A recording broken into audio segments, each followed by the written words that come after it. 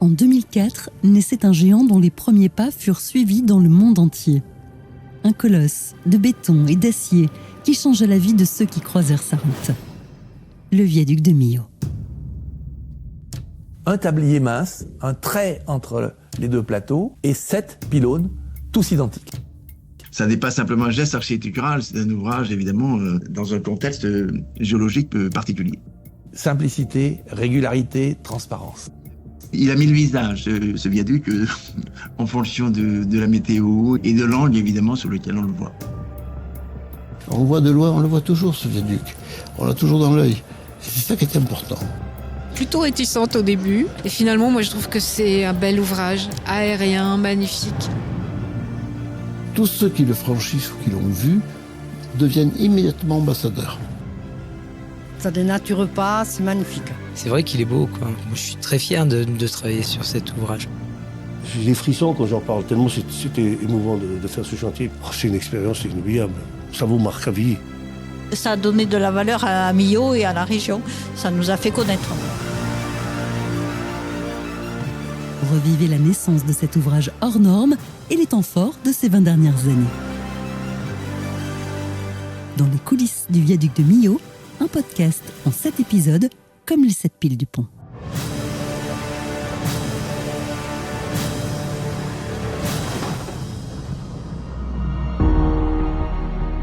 Dans ce premier volet, pour bien comprendre l'origine du viaduc de Millau, il faut revenir à la création de l'A75, axe majeur du plan routier Massif Central voulu par Valéry Giscard d'Estaing en 1975. La Méridienne, comme on la surnomme, doit désenclaver la région en reliant Clermont-Ferrand à Béziers.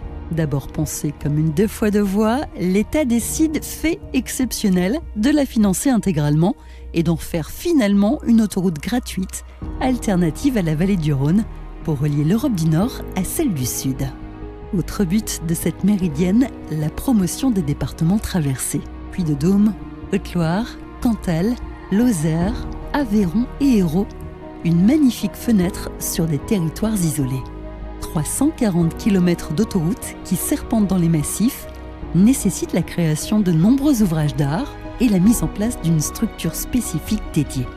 Au fur et à mesure des années, l'autoroute se construit, relie, désenclave. Une seule ombre au tableau, le franchissement du Tarn dans la région de Millau. Jacques Godefroy, alors élu local, se souvient d'une lettre d'enfant écrite à ce sujet. Monsieur le député, je n'étais pas encore maire à l'époque. Nous avons des amis qui habitent de l'autre côté du Tarn. Nous sommes de tel village, Peyre, mais de l'autre côté, il y a Saint-Georges-de-Janson. Et pour les rejoindre, il faut faire un grand crochet par Millau avec nos vélos. Si vous aimez les enfants, il faut leur faciliter les retrouvailles. Millau, éternel maillon manquant de l'A75, bien connu à l'époque pour ses bouchons. Situation difficile pour les automobilistes, mais aussi pour Jacques Godefroy. C'est vrai qu'au retour de nos vacances, on a passé 3 heures dans Millau et c'était un véritable problème. Aujourd'hui, j'ai déjà peur parce qu'on est à 20 km de Millau et il y a déjà des forts ralentissements. Bison Futé n'arrêtait pas de dire évitez Millau, évitez Millau. Il y avait un projet intéressant au ministère de l'Équipement parce que j'allais souvent au ministère de l'Équipement, à la Défense, pour leur dire qu'est-ce qu'on fait, on ne peut pas laisser 5 heures d'attente aux automobilistes. C'était un peu dur pour eux et puis surtout ça nous rendait très impopulaires. Bon. Christian Léry, alors conseiller technique des ministres chargés de l'équipement de 1988 à 1989, puis directeur des routes jusqu'en 1999, se souvient justement de cette période. Il y a eu pendant plusieurs années des études de tracé pour trouver la meilleure solution. Il y avait un tracé Grand Ouest, un tracé Grand Est, des tracés médians, des tracés plus proches de Millau. Et il y avait des critères environnementaux parce que certains tracés passaient à proximité des plus beaux villages de France. Il y avait des enjeux également de dessert de la ville de Millau et puis évidemment des enjeux techniques. Le choix se porte finalement sur le tracé médian en 1989 pour franchir la vallée du Tarn. 2 solutions émergent, l'une haute, l'autre basse qui descend dans la vallée. Michel Virlogeux, ingénieur des ponts au service d'études techniques des routes et autoroutes, étudie à l'époque ces alternatives. Il y a eu un coup de génie d'un ingénieur routier qui travaillait pour améliorer le tracé et qui nous a dit « Mais pourquoi est-ce que vous descendez dans la vallée ?»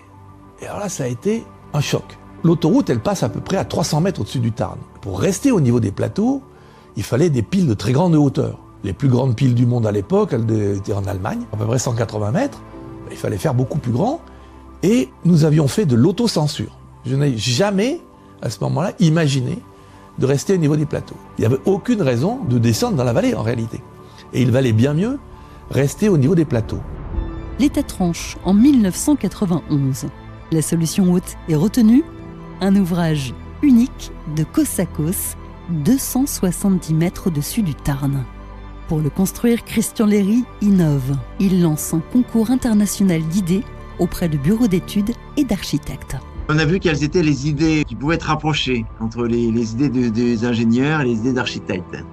Et à partir de là, s'est dégagé 5 solutions assez différentes. Sous-bandé, d'épaisseur constante ou variable, multi-haubané ou encore en arc central, le viaduc inspire ingénieurs et architectes invités à se rapprocher autour de ces 5 grands projets.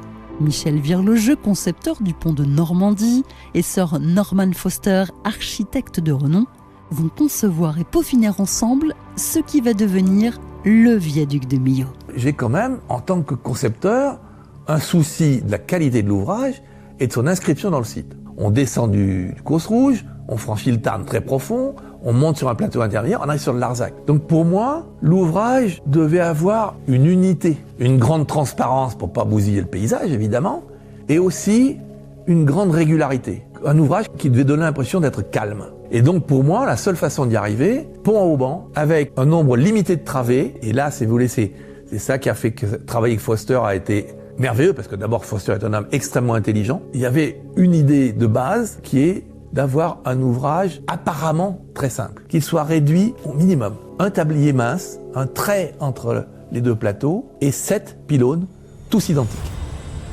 Ce projet de pont courbe multi-haubané séduit.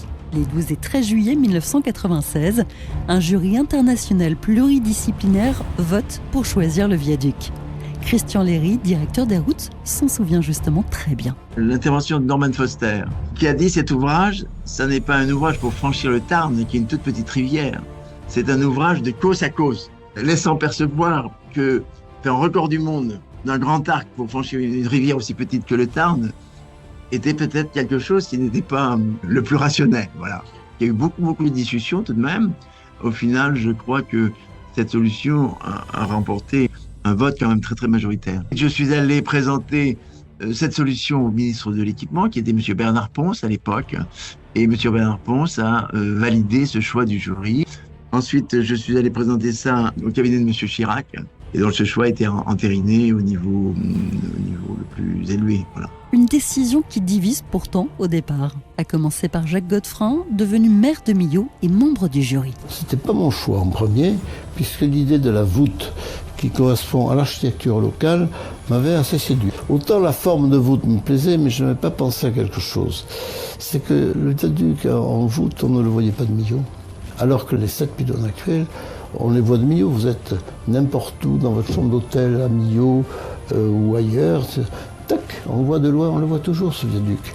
On l'a toujours dans l'œil. Et c'est ça qui est important. Du côté des habitants, le viaduc suscite aussi les interrogations. J'étais plutôt perplexe qu'hostile. Il y avait quand même une antidote à leur refus, c'est les bouchons. On ne pouvait pas rester comme ça. De leur côté, les concepteurs du viaduc ont attaché le plus grand soin à l'intégration de l'ouvrage dans le paysage. Ils doivent composer avec les éléments naturels et le vent particulièrement. Des études en soufflerie sont d'ailleurs réalisées pour reproduire les conditions climatiques de Millau. L'architecture du viaduc s'adapte et Michel Virlogeux propose un tablier en forme de trapèze plus approprié. Pour les ouvrages de très grande portée, le vent est bien plus méchant que les séismes. Pour le viaduc de Millau, le vent était un problème vraiment critique. Je me suis rendu compte qu'il fallait absolument prendre des précautions.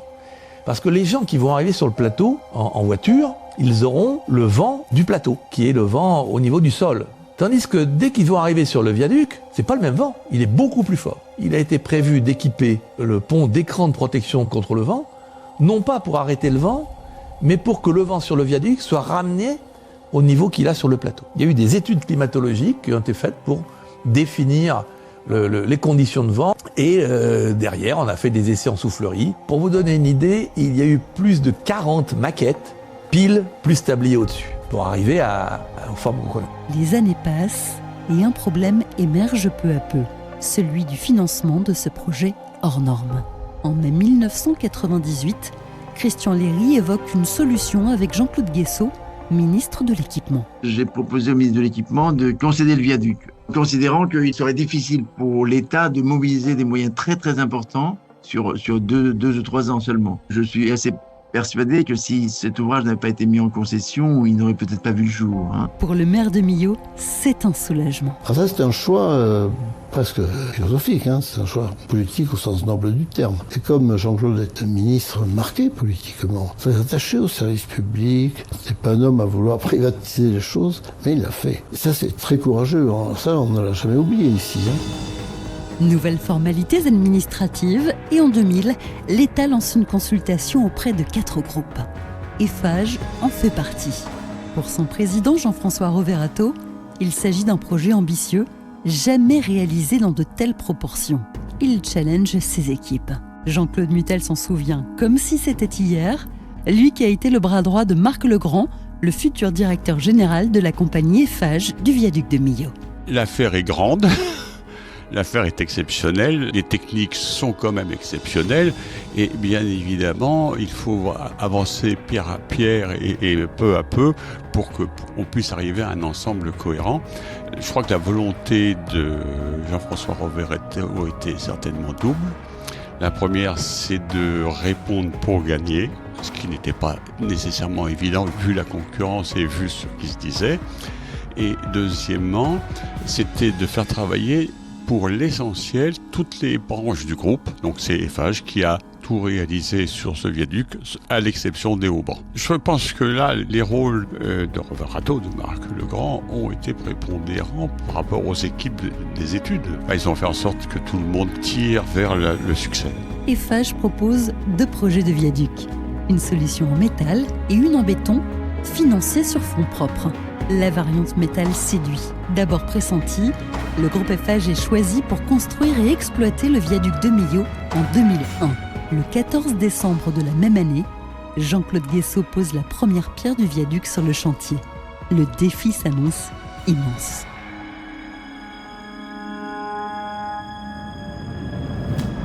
Dans les coulisses du viaduc de Millau, une série de 7 podcasts à suivre pour revivre l'aventure exceptionnelle de cet ouvrage monumental. Ne manquez pas les prochains épisodes.